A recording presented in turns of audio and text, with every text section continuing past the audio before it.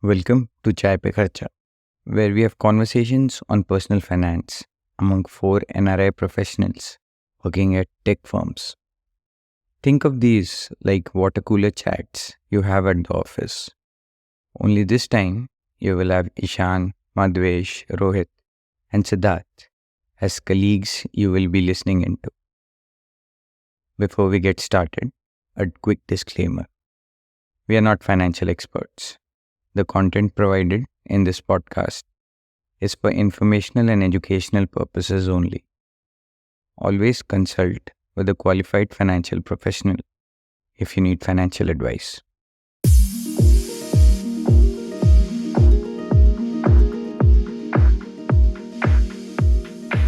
Awesome. Welcome, ladies and gentlemen, to another episode of Chai Pe Kharcha, the NRI podcast for NRIs by NRIs.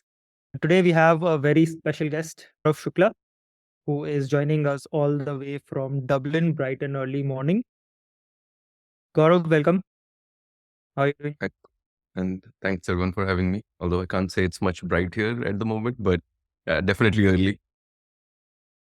Cool. Well, the good news is that, we were international anyway, but we are expanding our international footprint. You are one of our earliest guests who is outside of Singapore. So, really great to have you here. Hopefully, we'll Privileged. have a fun chat and everyone will learn something, and our listeners will take away some valuable input from our conversation today. 100% looking forward to it and no pressure. No pressure at all. All right. So, let's just begin, Gaurav, with a basic introduction, right? Like, you have had experience of a professional career in India and outside of India. So tell us a little bit about how your journey has been as a resident Indian and a non-resident Indian, and like where you are today. What's your like residency status and those kind of things. Like anything you're comfortable sharing with the group. Sure, I'll try to keep it brief. So the way I would love to describe it is like I see the evolution of my professional as well as like even the personal circumstances as sort of life in thirds kinds.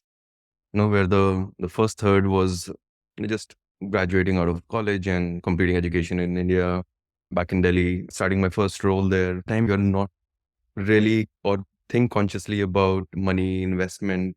You're more than happy getting your first check and spending it on things. For your whole life, you have been just thinking that when I get my own money, I'll do this, I'll do that, and I won't be reliant Right. on my parents and whatnot. I think that was the first phase of entering into the workforce and your own hard earned post tax money. There was absolutely no regard for what to do with it, except for it is to be enjoyed. And from there, you move into phase two, where like now you have worked for a good couple of years. People start asking, "Acha beta, what next?" I think that is phase two for me, where I 4 or 5 years in different sectors, sales, digital marketing, finally landing into a product support operations role. And I think that was also the life stage where I was seriously considering getting married. And I think as a lot of parents push their kids back in India after they start earning is to buy a property. Yeah. So I think that was the stage where I really had to consider my finances because there was a pending sort of a liability coming up in terms of first home loan, in terms of expenses that now you are solely responsible for in sort of running your household. So that was, I think, phase two, where relationship with money slightly evolved into giving and having some sort of a mutual respect for it and knowing the value of it in terms of, you really need to manage it well and not leave it to the luck. We'll see like what happens at the end of the month. And I think that lasted for a good bit because it's a journey. Like, it evolves because you learn through mistakes, what works, what doesn't work, and what should be the saving. Like when I started, I used to save for the sake of saving. I don't know what is a good amount. Is it 10%, 20%, 30%? And all your podcasts and blog posts were still sort of in its nascent days where people, I think the fire movement, it had started, it sparked, but it hadn't up. So there were not as many resources guiding you, Right. like what's there, what's not there. So that phase lasted, I think, for a good bit. And I would say the third part, which is when the actual transition happened, both in terms of geography, in terms of even my life stage, because I then had my son and we also moved to Dublin, and there were many changes that happened which kind of force you to have a different perspective. One is like having a child very drastically changes your outlook on life, things you feel responsible and liable for, and what you need to do to plan ahead. Right? And coming to Dublin was also something that sparked that shift because, as in most global cities, rental is a big problem and the rents are sky high. But the good thing is that the yield on having your own house or property, that is still somewhat charming. I mean, I don't know how long it's going to last, but there is still a value and merit in having a house and sort of investing there versus keep paying that money down the drain in terms of rentals and to the landlords. Again, different schools of thoughts, different philosophies can be debated. So 100% not going to claim authority on that. But that just kind of, at least for me personally, that posed a shift that I had to now consciously think about investing in a foreign country and have to start saving up to that. I think that Right. kind of triggered a very different kind of a philosophy with which I used to approach saving and investment. So that was 7 years ago. It has gone through evolutions then, and I'm sure we'll unpack that a little bit more when we get into the details. But yeah, that's a little bit about where I started and where I am now in Dublin for the last 7 years. Yeah, happy to take it forward. All right. Awesome. That's, I think, quite a bit of a roller coaster, I would say, and very well explained. I think lots of questions, of course. So let me start with, you kind of touched on this, right? Like how your views and your relationship with money has evolved throughout your different life stages. So if I were to ask you today, how do you think about savings, investments? Which investment instruments to use? Are you investing in Dublin, outside of Dublin? What type of markets? What type of asset classes? Could you give a general picture of how are you allocating your income as of today? Those are really dizzying questions. And I'll start with a disclaimer that I'm a I'm an absolute passive investor, right? Okay. So blame it on the laziness. I blame it on the lack of time I have in my schedule to be really up to date with all the investment acumen and having all the financial knowledge. So I try to be passive, right? And that's why I think the easiest way for lazy people to invest is through the index funds. So those are my go-to vehicle for investment. Obviously, and again, like I was saying earlier, there are different schools of philosophies on whether real estate investment is a good idea or not. But that is one other area I feel a bit passionate about. Uh, and less so because of any, like, having any tangible association with it, but more so because knowing that the market I'm in right now, it supports real estate investment, at least for the next few years, till probably the market matures and we reach that peak point. I I purposefully sort of reduce my investment footprint in India because I think we are coming to a stage where we're taking a decision as to what does long term look like. And Mhm. definitely long term means there will be active association with India and time spent in India. But I don't, at least at this stage, envision our family to kind of completely shift its base back to India in the next 5 years. So from a long term perspective, we see Dublin very much as a home, as a stable base from which we can then go on and travel the world per se. Um, Fair enough. Fair enough. And that's the most of the investment concentration is also here. Got it. So just digging into that a little bit deeper, in terms of, let's say, savings rate and in terms of percentage distribution across equity through index funds, percentage distribution on real estate, like broadly, how would you say you are placed right now? Okay. So just to give you like sort of a pie chart of the investment. And again, I haven't done much calculation right now. So It's all a bit of a back of the envelope calculation, but it's roughly somewhere around 60% into the real estate, Okay. around 35 percentage around into the equity, roughly 2 3% in the bonds, but that is also through the bond funds, and then very small fraction into any kind of new age investment vehicles, which is more like I treat that as gambling money. Hmm. If I get something out of it, fantastic. If I lose it, I'm not going to lose my sleep over it. So that's how the broad distribution looks like. Again, within equities, you can split it into company stocks versus index funds versus pension funds and so on and so forth. But that's like a very high level split. I'll share a funny and a slash stupid anecdote from my own investing. And I think that was also a good reminder for me to not go stock picking, because I think I'm probably not looking at things I should be looking at before I do stock picking. So I'm better off diversifying. So when the world was coming out of the COVID phase, around late 2021, most of the cities were opening back up again. Cafes, restaurants were slowly coming back to life. And I had this weird feeling that this is the time when people would be craving to go back to human connection, and they would be looking to form friendships again, go on dates again. So probably the best time to buy all the dating stocks, the Tinders and the Bumbles of the world. I started putting away a little bit of money in those companies, thinking like probably this is their moment where they suddenly go like the hockey stick and start getting tremendous user growth. But I think for whatever reasons, that never materialized. In fact, I haven't really looked at it in a while, but I'm still down by quite a few bits in those companies, even though now that the world is really well out of COVID and whatever growth should have happened must have happened by now. So that was again to not use just my gut feel, and probably there is a lot more to stock picking which I am completely oblivious to. So that's not my game. Interesting. That brings me to a question. What's your view on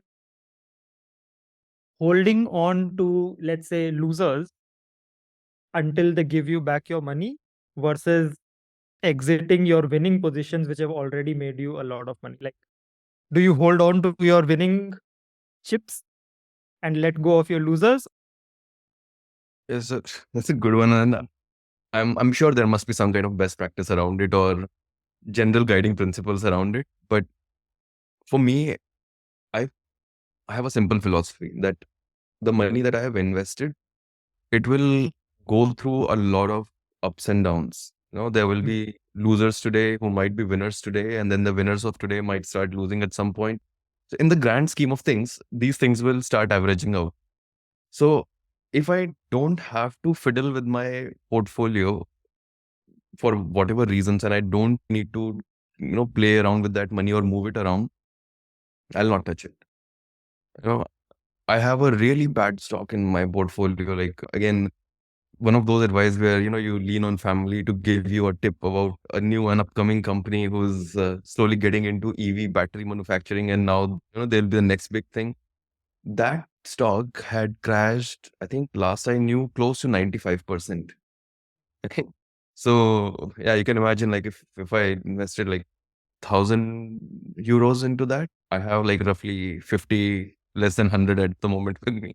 So it's a massive loser right now in my portfolio, but I'm fine with it. I don't know, maybe in another 10 months or 10 years, sorry, when EV market really picks up and EVs become the norm around the world, probably that loser will also bounce around. But if I don't need to do anything with that money, and with that 95% drop, I'm not going to be making any massive movements anyway with that. So let it be. So, do you had a question?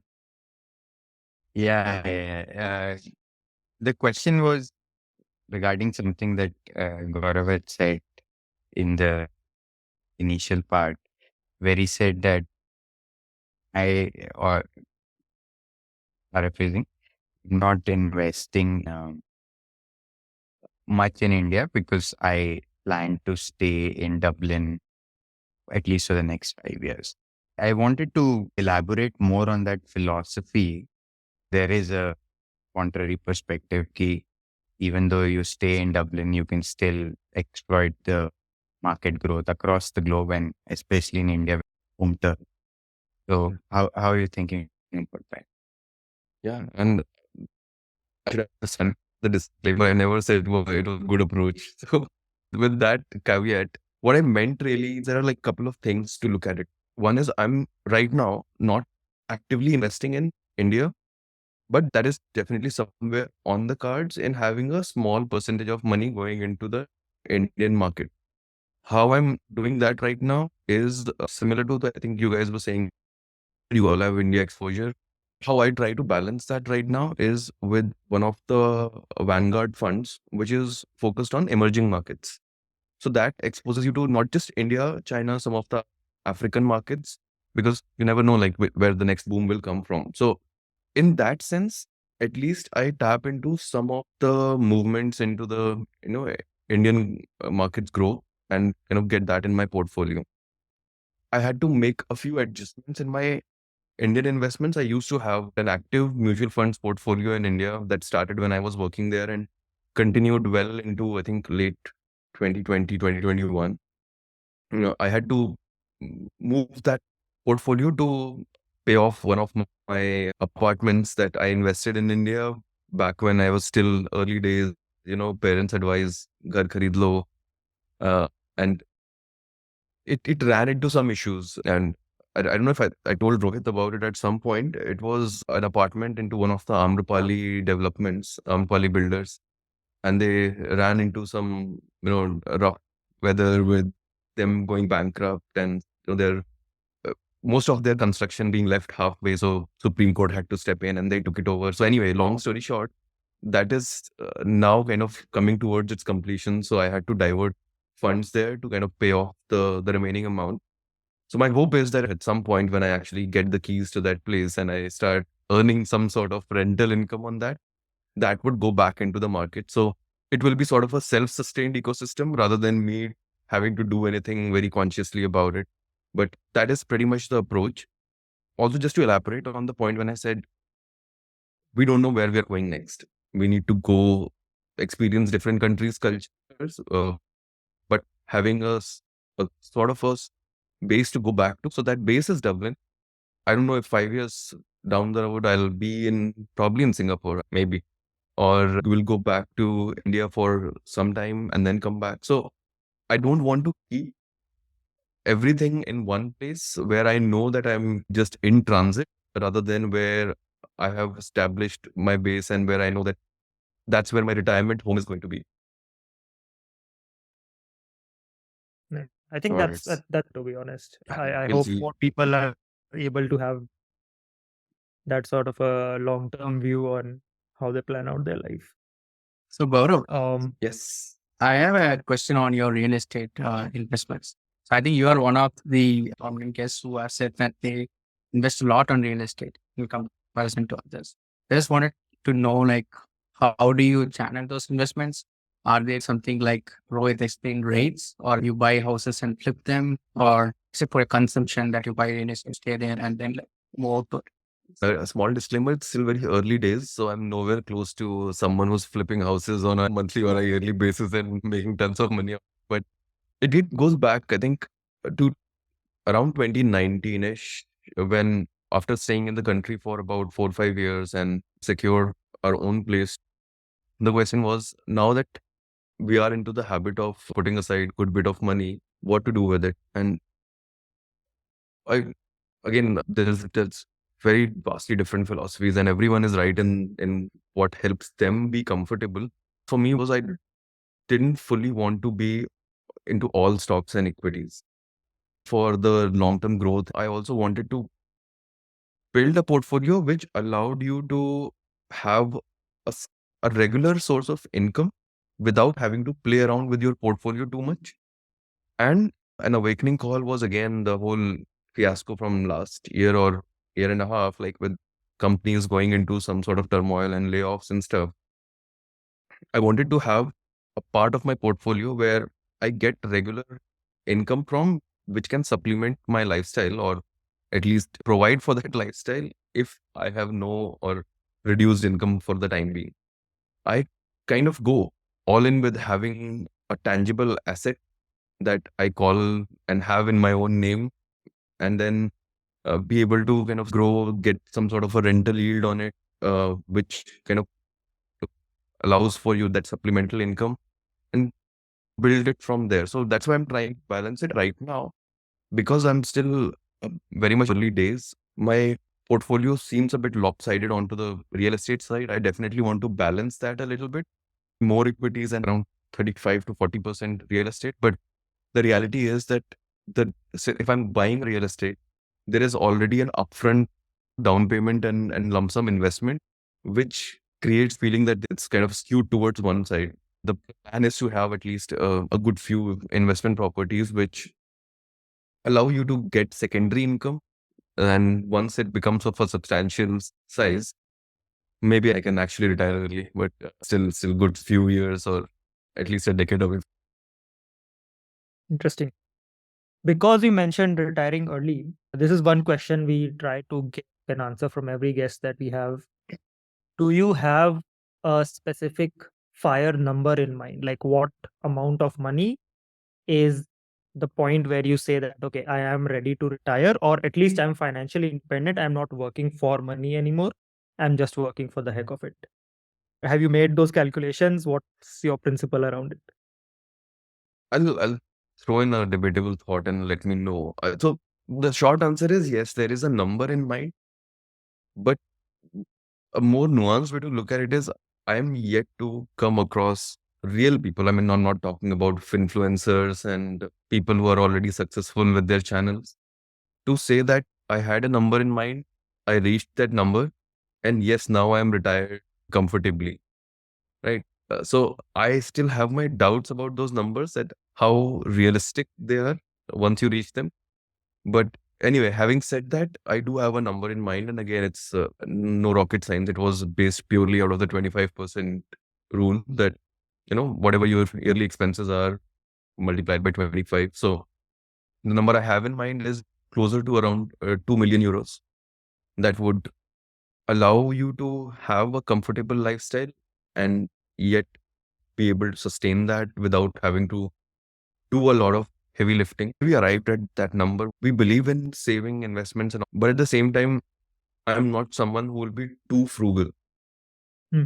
We want to make sure that the whole point of saving an investment is to have a life of rich experiences and a good life. Sometimes that costs money. I'm not saying like everything needs to be expensive, but sometimes having rich experiences means having certain amount of money to spend. And we don't want to compromise on that. That I retire in 5 years, but what that means is living in a one-bed apartment and, just eating noodles for lunch and dinner. So we definitely don't want that kind of a retired lifestyle. It's slightly more, I think, pompous than what we think. So I feel that is a number we are aiming towards. Mhm. But again, I'm yet to see someone practically attain that and say that, yes, that really works. You should continue going that path. Right. No, that makes sense. And And just to then, clarify, 2 million euros is obviously, I'm assuming it's based on lifestyle in Dublin, right? yes, it's purely based on the life here. But I'm assuming that, like, if you have a reasonable control over your expenses, then even probably 2 million USDs would also get you some sort of comfortable retirement. But I would love to get perspective from someone who is in US, and I'm sure it differs by state and the cities in US. Makes sense. But how about you guys? And any number that's floating top of your head that you think is going to make you retire early? That's We've around. had a conversation on this topic, both like live and off the record. I think for me and Sid, I'll just speak for you. Maybe we do have a sense that at some point we want to have a permanent base back in India rather than like any other foreign country. Like, we do want to experience other countries, move around and stay in different places, but probably ultimately go back to India. So the number that I have in mind, based on my same 25x calculation, I take expenses in India, double, triple those expenses to add that buffer of inflation, and then multiply that by 25. So that number generally comes somewhere between 8 to 10 CR in Indian currency, which is what I'm sort of aiming towards. And then, Shan, Madhvesh, you want to jump in? Yeah, mine is very similar as well. Based on the current circumstances, 1 million USD should be more than comfortable like in India. But if it is Singapore or anywhere else, probably we need to aim for 2 million USD. I think one important thing, and I know Ishan also has his number to share. Are you guys also considering your evolving sort of family phase? Like, one of the big things is if you have a kid, would be their educational expenses at some point, which would, believe it or not, they come tiny, but they eat massively into your money and investments as well. So, that number, that fire number can drastically blow up. You factor the child into the mix, and then if two child, then God save you, and so on and so forth. So, are you guys also factoring any future family expansion into your numbers, or this is purely based on what your current status is? It's actually a great question. I think this 1 million is what I would be comfortable to have as a base and then go it. So I would say that I would need to do a lot of active investing, even with that 1 million USD number, to make sure that I cater for these kind of rolling expenses, one child, two child, etc. Even for like other expenses that come up as you age or like based on your life stages. So 1 million is what I would be comfortable as of today, but that number keeps changing. Let's say if you ask me this question 2 years from now, that might change based on the inflation and my lifestyle. Yeah.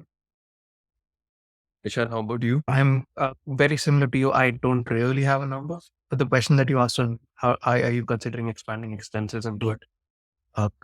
The discussion me and my wife had was what comes first. Do we discuss how many kids and then discuss how much we need? Or do we first reach a comfortable number and then discuss if we want to have kids? So that's been going back and forth. We don't have it yet. So we haven't saved up enough to be comfortable to say we are ready to have a kid.